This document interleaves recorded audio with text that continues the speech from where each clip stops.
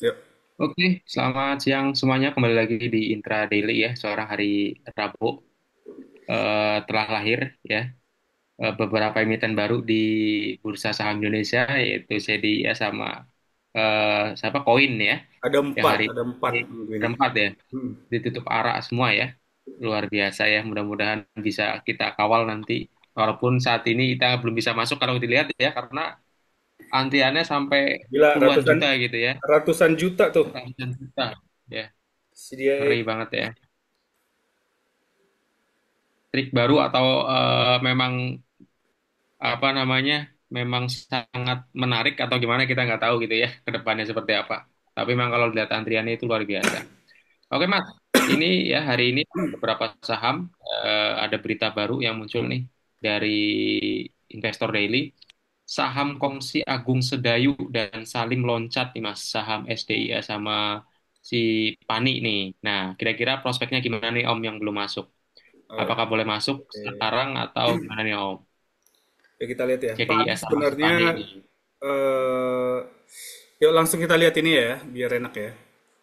Ini naik apakah ada sesuatu atau karena memang udah waktunya naik semenjak dia retrace gitu kan. Nah, market itu akan ada, mereka ada waktu masing-masing gitu. Makanya saya bilang selalu tidak usah terlalu FOMO atau harus ikut satu saham tertentu gitu, enggak, karena di masa depan selanjutnya juga akan ada aja yang kayak gini-gini gitu. Karena apa? Karena bandar kan terbatas nih. Anggota bursa di BI itu kan berapa? Cuman puluhan ya, katakanlah puluhan. Nggak banyak gitu ya bandar-bandar itu gitu kan. Nah, mereka akan merotasi dari satu ke yang lain gitu loh. Sama kayak misalkan kita lihat nih, Pani ya. Kita lihat Pani ya, kita pakai MLE Pani.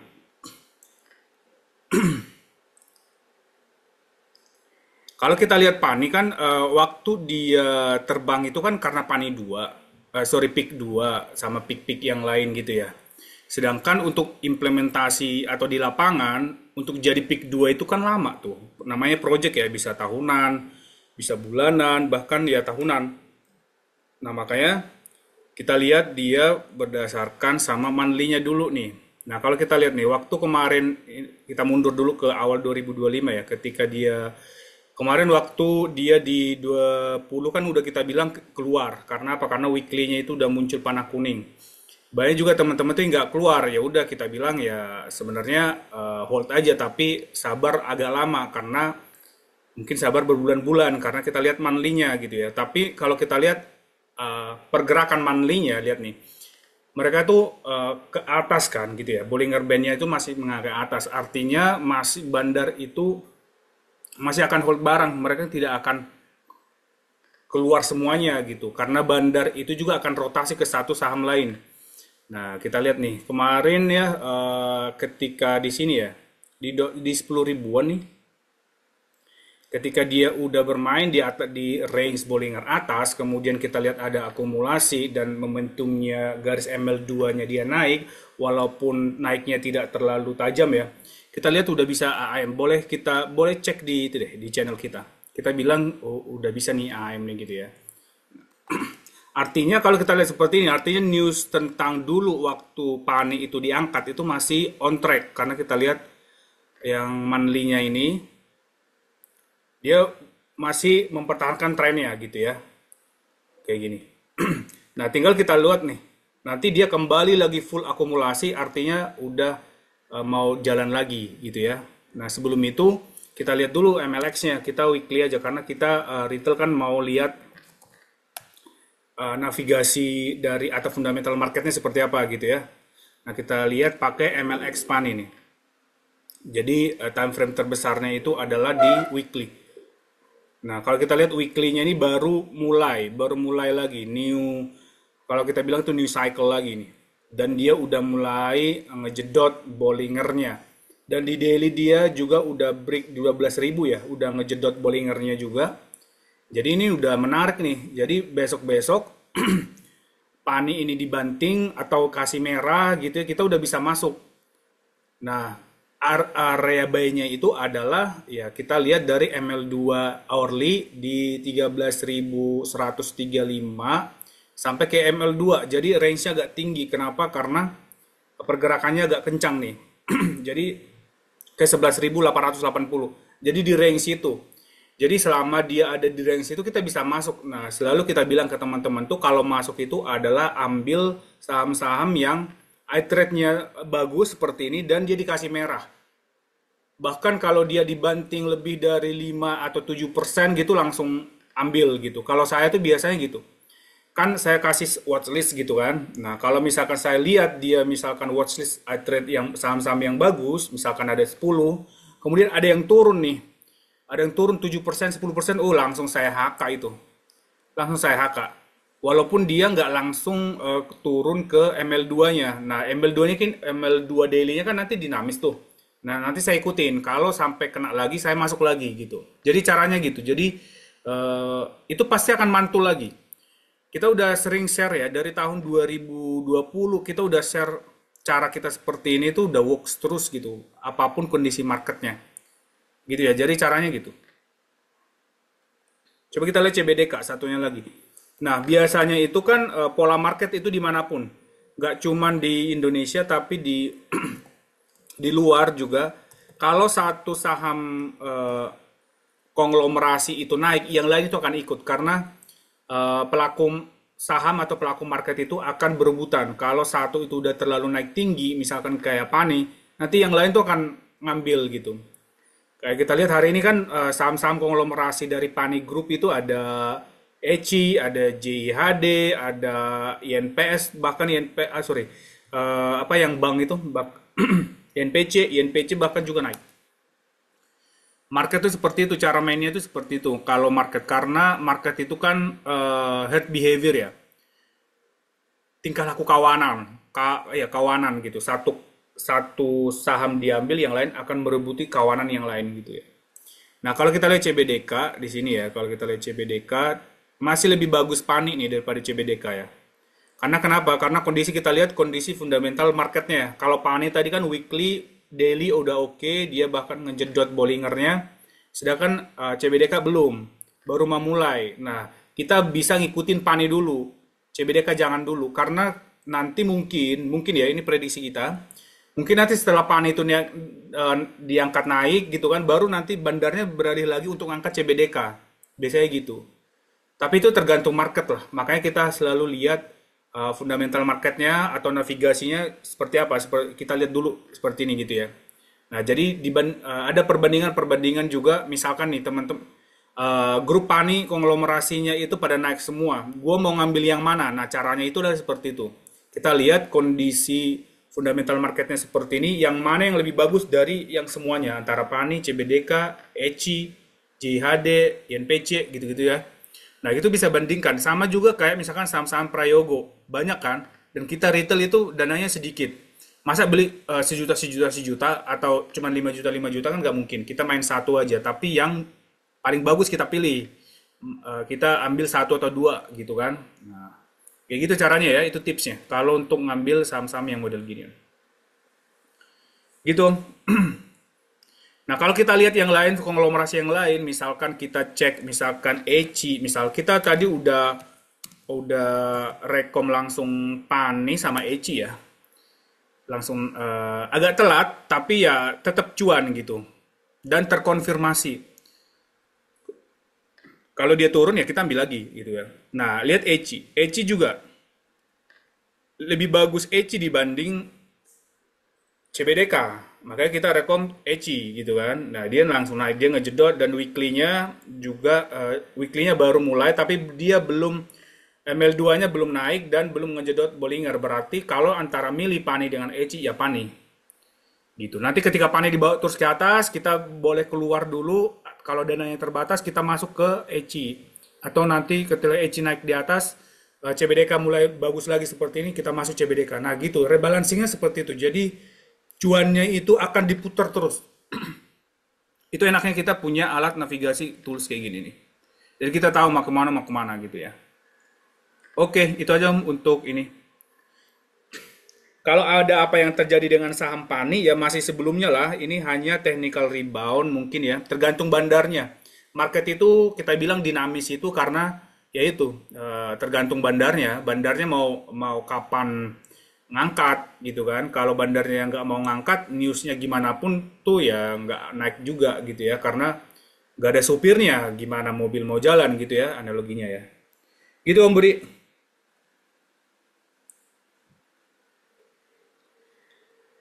Oke, nah ini ada pertanyaan dari Om Andri sama Ayo sama Om Amir ya. IOTF. IOTF ini kayaknya dulu kita rekom loh ini di seratusan sebelum sebelum dianjlokin kayak gini ya. Sebelum dianjlokin gini ingat dulu saya nih. Dulu kita rekom di sini nih. Di awal Mei, ya di awal-awal Mei akhir April di sini nih. Di 100, nggak nyampe seratusan deh. Sorry, nggak nyampe 120-an, di seratusan dulu tuh. Habis itu kita udah keluar sih ketika dia udah kuning kayak gini, dia keluar naik lagi ya udah kita nggak ngikutin lagi. Tapi ada juga teman yang ngikutin, tapi ketika dia keluar kuning lagi ini udah, apalagi dia ML2-nya udah turun gini ya keluar lah gitu kan. Nah, apalagi kalau weekly-nya tuh udah di atas, udah bengkok malah gitu. Nah, kalau kondisi sekarang, kalau baru mau masuk ya jangan dulu lah, lihat nih momentumnya juga belum ada, bandarnya masih kondisinya juga masih distribusi gitu kan. Jangan ini abaikan dulu gitu. Kalau misalkan cut loss, sorry, kalau misalkan teman-teman ada yang gak sempat keluar sebelumnya gitu kan, kemudian nyangkut gitu ya, ya tunggu kalau nggak mau cut loss karena udah terlalu dalam ya sabarin aja nanti ketika dia bagus lagi baru masuk lagi ambil lagi apa average down lagi. Nah itulah makanya selalu kita bilang itu adalah jangan cuman punya satu, apalagi kita kalau dari kita ya kita bilang selalu minimal 8 sampai 10. Kalau dananya kecil ya seminimal minimalnya 5, apalagi kalau tidak bisa monitor terus. Nah, kalau misalkan teman bisa monitor atau memang sambil jaga toko, ada terus waktunya gitu ya di market ya bolehlah all in, tapi jagain terus nih navigasinya gimana gitu ya. Tapi pahami juga itu resikonya akan naik kalau ada sesuatu yang terjadi seperti ini sih. Gitu ya ITF. Gitu ya ITF ya. Kita baca Fore itu. dan hoki, Hmm. Fore dan hoki Om, boleh tolong infokan potensi hari ini Pak. Oke, yang kita bahas yang tiga terakhir ini ya sebelum kita ke saham IPO tadi. Fore ini kita kemarin itu kan udah beggar, udah keluar sih.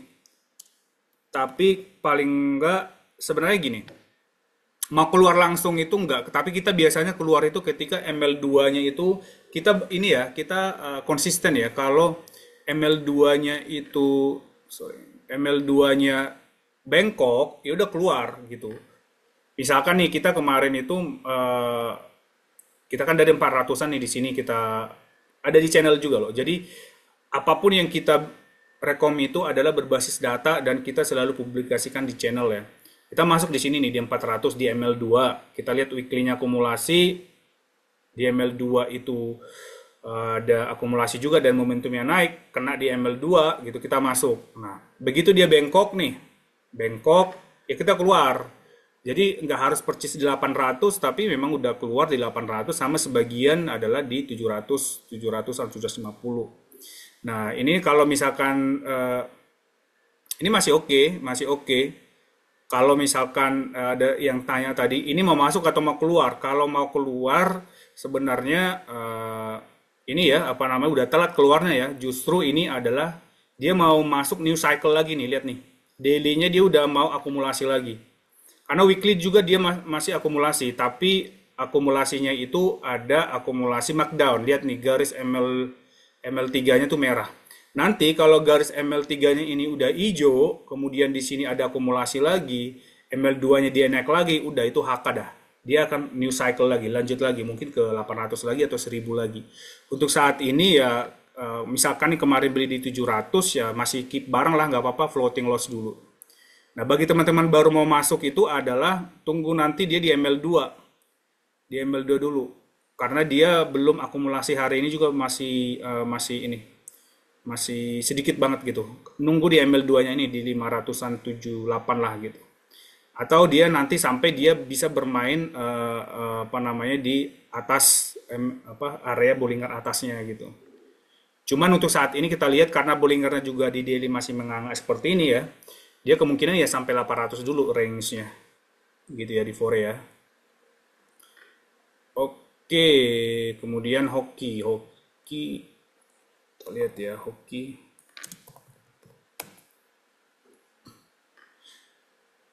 Dan tambahan lagi, kalau misalkan saham-saham ini ya biasanya bandar itu ketika dia sudah beggar, fore kan udah beggar.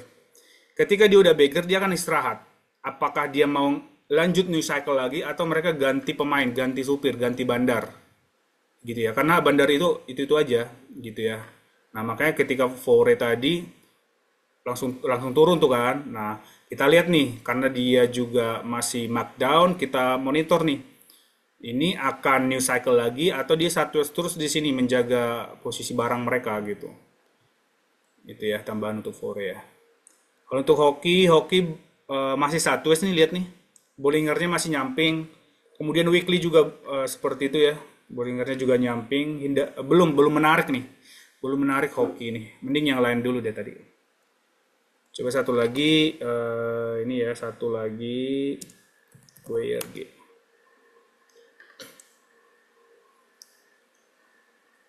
WIRG. Nah, WIRG, nah kemarin sempat naik tinggi ya, tapi ini lihat nih, Bollingernya kan masih masih ini menyamping ya. Dia belum bisa masih sideways lah, masih sideways. Di weekly juga akumulasinya juga masih sedikit, kemudian momentumnya juga belum ada gitu ya. Nah, jadi masih inilah belum menarik sih. Kalau kemarin dapat ketika dia kena di ML2 kemudian naik. Kemarin itu beberapa dari member kita juga masuk dia di sini di nilai ML2-nya. Tapi begitu naik itu 10% langsung di TP sama dia. Kenapa? Nah, gitu caranya. Jadi kita karena kita udah bisa ngelihat komprehensif marketnya, ketika dia kondisi kayak gini, dia sideways, di weekly belum ada akumulasi, momentum belum ada, di daily dia kencang. Ketika kita beli langsung keluar. Jangan hold dia ini apa namanya? Jangan hold berhari-hari karena weekly belum bagus. Nah, itu kan kita jadi ada pandangan tuh. Jadi kita mau gimana mau berstrategi di market itu udah enak banget nih kayak gini. Kayak teman kemarin ya. Kita nggak rekom karena ya belum masuk kategori kita, tapi teman-teman tuh yang monitor mereka masuk karena mereka lihat oh ini ada akumulasi dan dia ML2-nya mau naik dan dia kena di ML2. Ya udah dia masuk gitu. Terus kenapa dia langsung exit? Ya karena weekly-nya belum akumulasi, belum ada momentum. Kayak gitu loh. Jadi kita bisa ngatur strategi sesuai dengan marketnya gitu ya. Itu ya tambahan ya. Jadi teman-teman perhatikan ini kita udah proven ya, udah jos gandos dari dulu kondisi marketnya juga gimana pun. Dan kita contohnya kayak WIRG ini kenapa sih harus keluar gitu ya kemarin gitu ya. Nah, kayak gitu.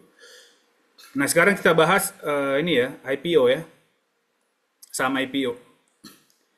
Kita bahas yang baru IPO kan ada 4, ada ASPR, ada Pesat, PSAT, ada Koin hari ini dengan CDIA. Yang baru ada pergerakan kan ASPR. ASPR kemarin kita rekom di grup ya, tapi gini. Kenapa dia kemarin udah langsung keluar? Kenapa? Karena ini kita lihat ya. Kenapa sih dia dibanting gitu ya? ASPR ini tiba-tiba dibanting gitu?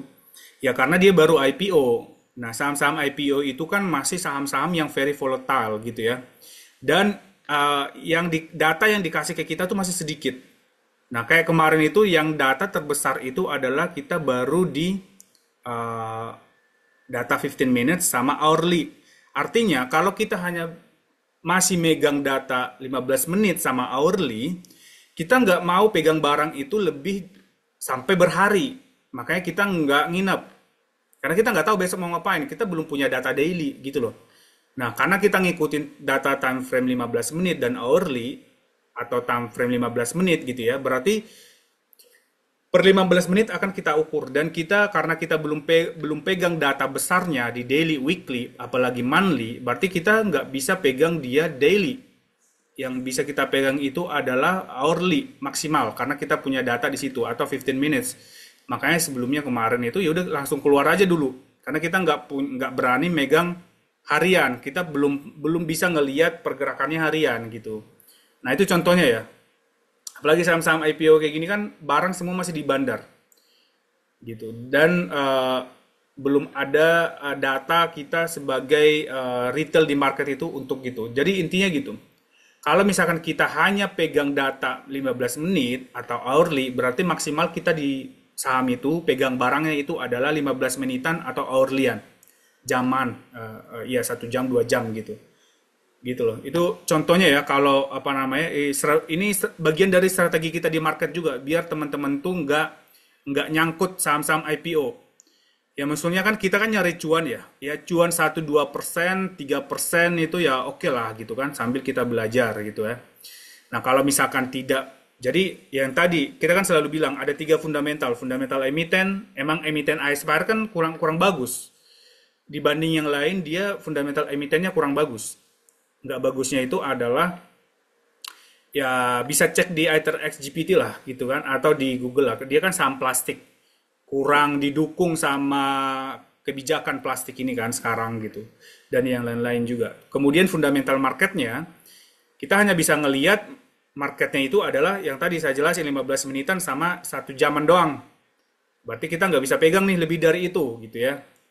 Nah, terus yang tadi ada fundamental yang ketiga itu adalah fundamental diri sendiri. Nah, kalau fundamental diri sendiri ini ditanya dirinya sendiri, nah bisa nggak gua ngikutin per 15 menit? Oh nggak bisa, gue lagi kerja, oh gue lagi nyetir, oh gue lagi ngajar, oh gue lagi naik gunung, nggak bisa nih. Udah jangan ngambil yang ini, ambil yang lain, yang kita bisa anteng sehari, anteng 2 hari, kayak kemarin-kemarin yang saham-saham yang kita udah bahas sebelumnya. Gitu ya teman-teman ya. Jadi yang tiga itu perhatikan tuh. Jadi sebelum beli saham, mengambil keputusan, perhatikan yang tiga itu. Apakah fundamental marketnya bagus? Kenapa CDIA itu di sampai ratusan juta lot antri di ARA gitu? Karena fundamentalnya bagus, gitu ya. Kemudian yang tadi, kenapa gue nggak ngambil dulu ASPR ya? Karena gue nggak bisa monitor per 15 menit. Karena based on fundamental marketnya, kita hanya bisa pegang barang 15 menit. Kita ngikutin terus. Kalau dia masih on track, kalau nggak on track, kita akan keluar gitu. Gitu om tipsnya untuk saham-saham yang baru IPO yang datanya hanya sedikit. Oke, itu dulu kali ya diskusi kita hari ini ya di intraday hari ini. Oke, sip. Oke, thank you Mas Moses ya untuk waktunya hari ini. Jadi kalau kita dengar hari ini, jadi satu kongsi misalnya PP gitu ya, kita cari yang terbaik ya di AI trade-nya. Jadi nggak usah bingung mau pilih yang mana, apalagi kalau modalnya terbatas ya. Jadi biar maksimal cuannya, jangan sampai 10 juta dibagi ke sahamnya banyak gitu ya. Tapi ternyata AI trade-nya pada jelek-jelek, yang bagusnya cuma satu ya, yang lainnya pasti boncos gitu. Yang satunya Iya, betul. nggak nutup gitu. Oke. Jadi di iTrade ini teman-teman bisa milih mana yang terbaik untuk dibeli gitu ya. Jadi tidak ngasal karena semua by angka statistik yang sudah diolah dengan baik. Oke Mas Moses, thank you ya Mas untuk hari ini. Sampai Oke, ketemu thank besok you. Mas di hari Kamis. Selamat siang semuanya teman-teman. Sehat Thank selalu. you. Cuan, dos, dan dos.